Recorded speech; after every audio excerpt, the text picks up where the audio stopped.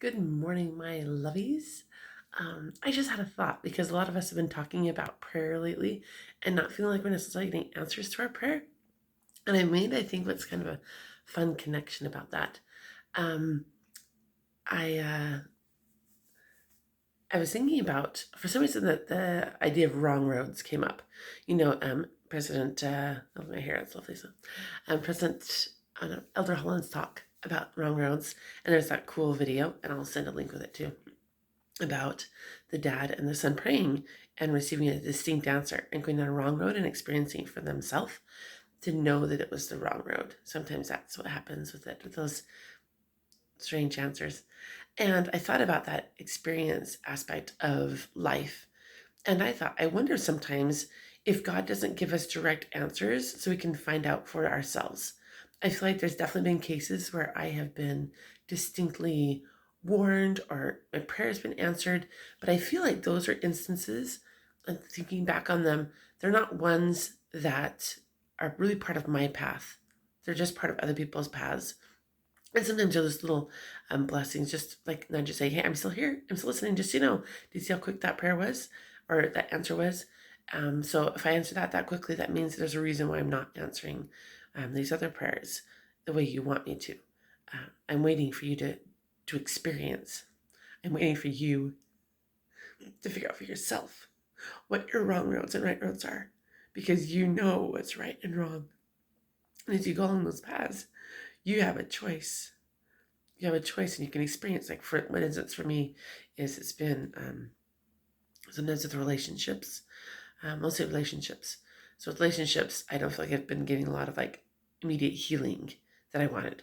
I didn't get the, oh, all of a sudden this relationship is good, or that person's heart was softened. What I experienced was choices about that relationship, not even nudges one way or the other what to do. And so I would try something and I would experience darkness, or I would experience something good afterward.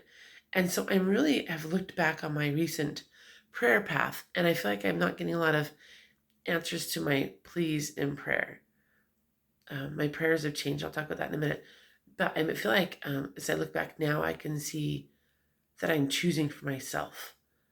Like, there's a point where you get into a relationship or a situation and it's bad and it's dark and it's lonely. And Heavenly Father's like, so what's your next step going to be? What are you going to choose? If it's all that, if this is the reality and it's really hard, what choice are you going to choose?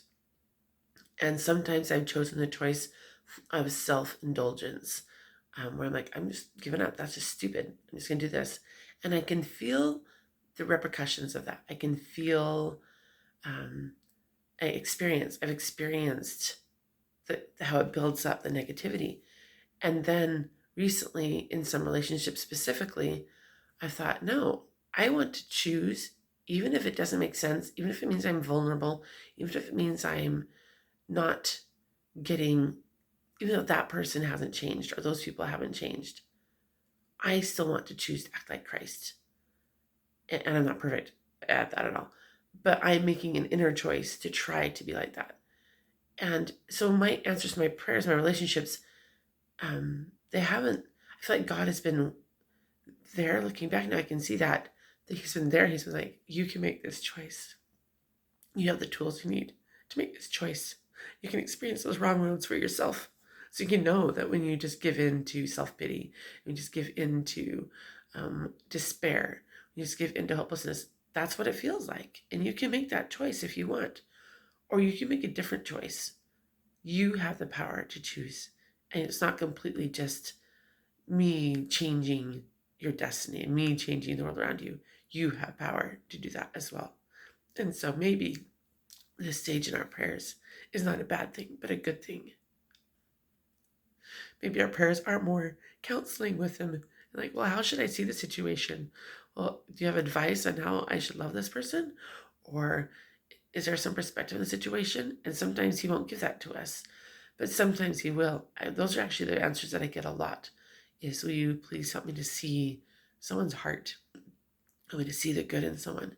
Help me to see the hope in the situation. Help me to feel hope. Help me to feel love towards myself.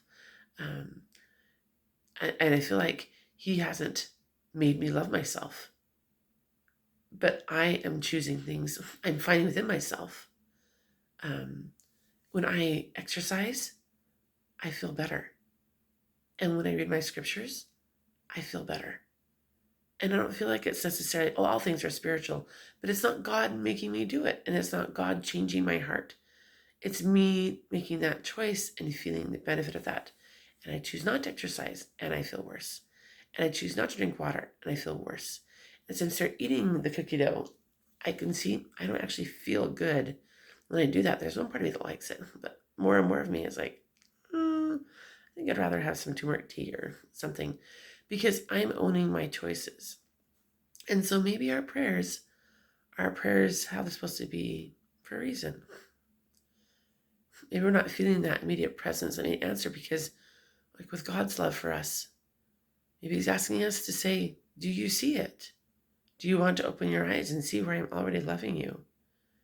Do you want to see the blessings? Do you want to see the goodness in yourself? Or you can choose not to see those things. How does that feel? And so maybe prayer is less the quick fix, immediate response that we've been looking for. And maybe it's really what it is, a form of work. And it's to help align our will with God's will. Our life is going to be hard. It's going to be hard. It's no magic combination of blessings and God interventions.